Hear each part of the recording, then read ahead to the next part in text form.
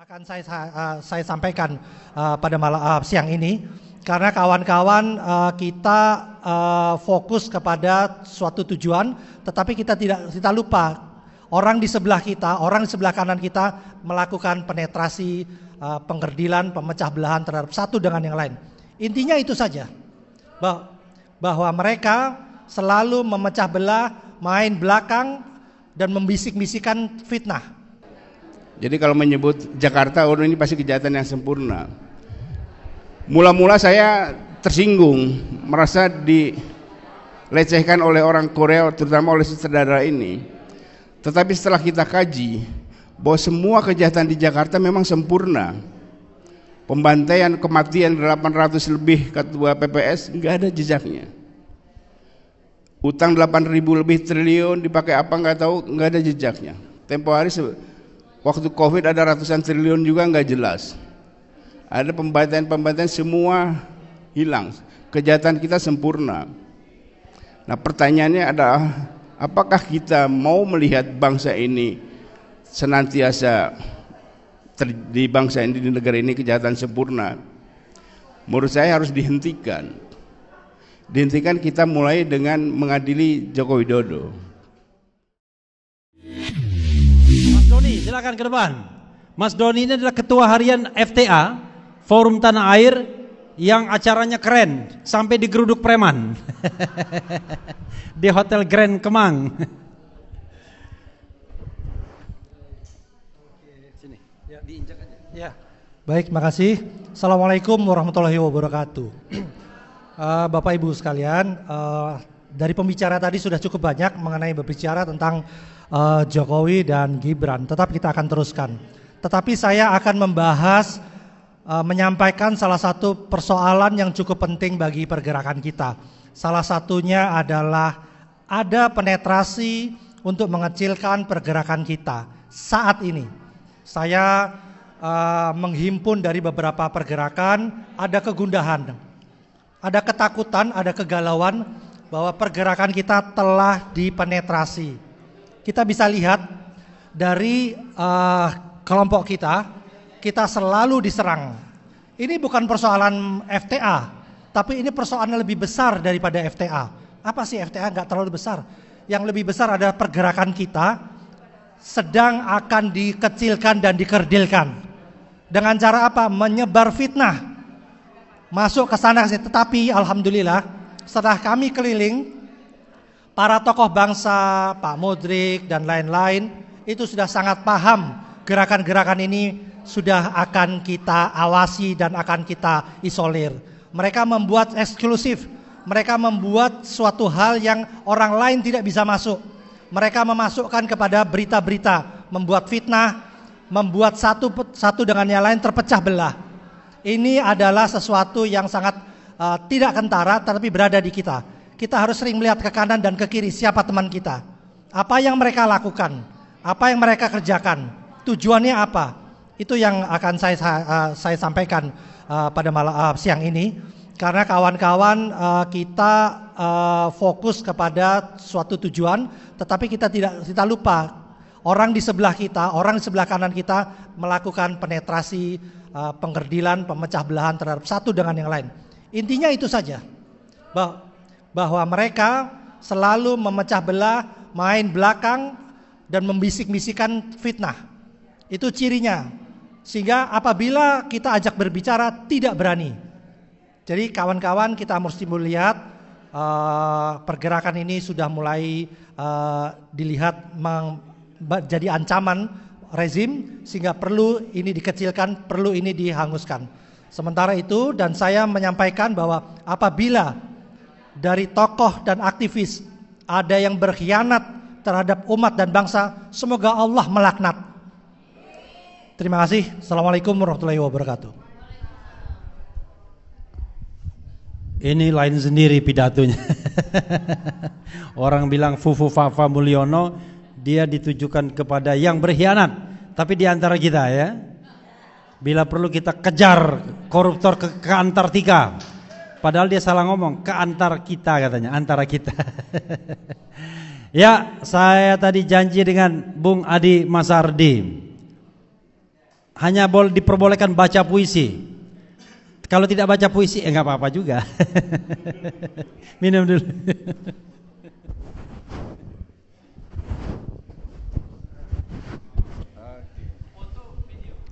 Foto aja.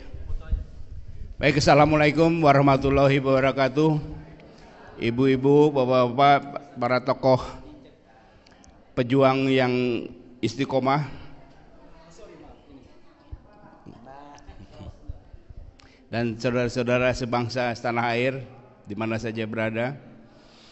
Kita ada di forum yang menakjubkan dengan tema Adili Jokowi makzulkan Gibran Widodo. Saya selalu menyebutnya Gibran Widodo agar jelas ini anaknya Widodo. Forum ini dan kita semua ingin bangsa ini maju. Cara untuk maju kita sudah tahu, kiblatnya kemana, yaitu ke Korea Selatan. Itulah sebabnya PSSI juga mengundang pelatih Shin Tae-yong dari Korea Selatan. Dan untuk menjawab poster ini, saya berharap nanti dalam reshuffle semester pertama Pak Prabowo juga menarik bekas Jaksa Agung Korea Selatan untuk menjadi Jaksa Agung di Indonesia. Karena Jaksa Agung di Korea Selatan itu sudah punya pengalaman mengadili bekas presiden. Ada 5 bekas presiden. Jadi kita mengacu ke Korea Selatan, dan saya ingin mengilustrasikan bagaimana orang Korea Selatan juga heran kepada bangsa Indonesia. Kok presidennya brengsek-brengsek, kok nggak ada yang diadili? Salah satu sindiran orang Korea itu pernah dibuat di dalam film akhir tahun 2000. Judulnya Jakarta. Itu film itu beredar tahun 2001 awal. Judulnya Jakarta, tentang kriminal, perampokan bank. Ada 3 kelompok perampok di situ, diotaki oleh anaknya direkturnya, disutradarai oleh Jung Cho-shin. Ini film judulnya Jakarta, saya nonton ini. Tapi yang menarik, tidak ada sepotong pun gambar yang menyebutkan itu ada Jakartanya.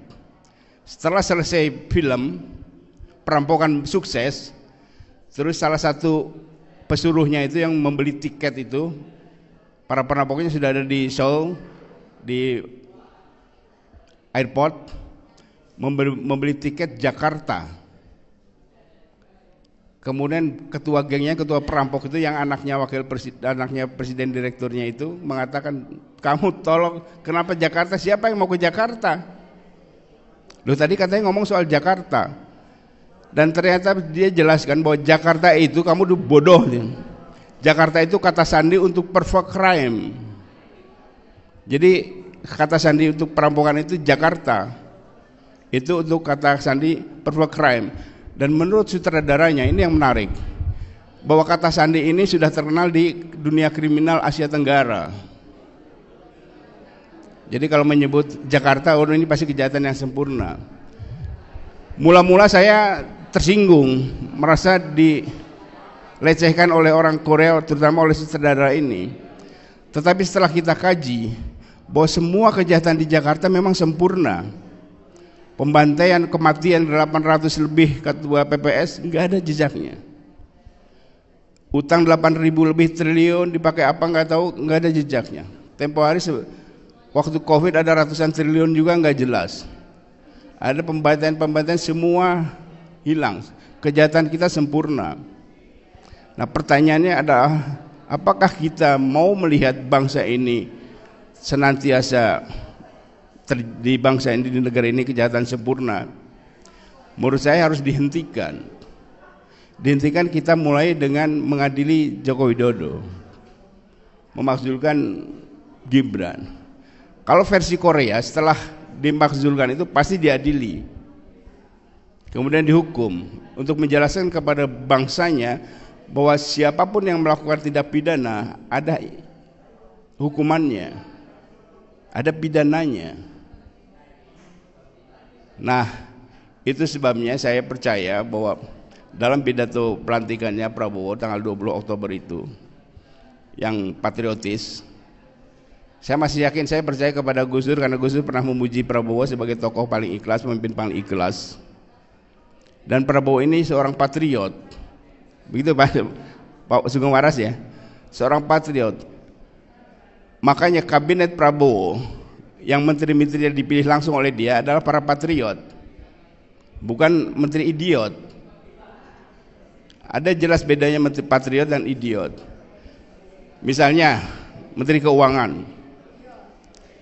itu bukan patriot, karena untuk meningkatkan tambahan penghasilan pajak, kalau menteri patriot dia tambahkan jumlah para pembayar pajak, ekonomi digulirkan agar orang makmur sehingga pajak bisa membayar pajak. Kalau menaikkan pajak dengan menambah beban pajak, itu idiot. Dan saya percaya tadi yang sudah disampaikan oleh Saudara Marwan dan kawan-kawan kita semua soal petisi adili Jokowi ini, Joko Widodo, ini harus kita tindak lanjuti dengan membentuk BPPS, Barisan Pendukung Prabowo Sejati. Siapa sih pendukung Prabowo Sejati? Itu yang mendukung Prabowo tahun 2014 dan 2019 yang bertaruh nyawa. Nah, jadi musuh-musuh yang kita lihat, musuh-musuh Prabowo oleh Barisan Pendukung Prabowo Sejati harus dilibas, harus militan. Kalau enggak, orang yang tadi puji-puji itu hanya di bulan-bulanan. Kenapa dia diam saja digituin? Karena tidak yakin ada pendukungnya, tidak ada pendukung militannya. Kalau ada pendukung militan pasti dia juga, kalau sekarang mau melawan Holland nggak ada pendukung militan. Nah, kita buktikan bahwa Mama dan saudara-saudara dan kita semua adalah pendukung pemimpin patriot yang militan. Makanya segera diinisiasi Barisan Pendukung Prabowo Sejati ini. Dan sebagai penutup, Bung Refli, saya ingin tadi tergugah membaca sajak tadi yang Mas Tito baca itu. Saya punya sajak jawabannya.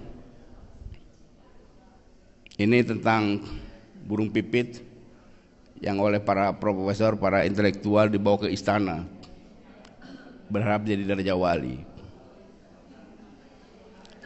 Raja Wali dan burung pipit kepada Rendra. Aku pernah mendengar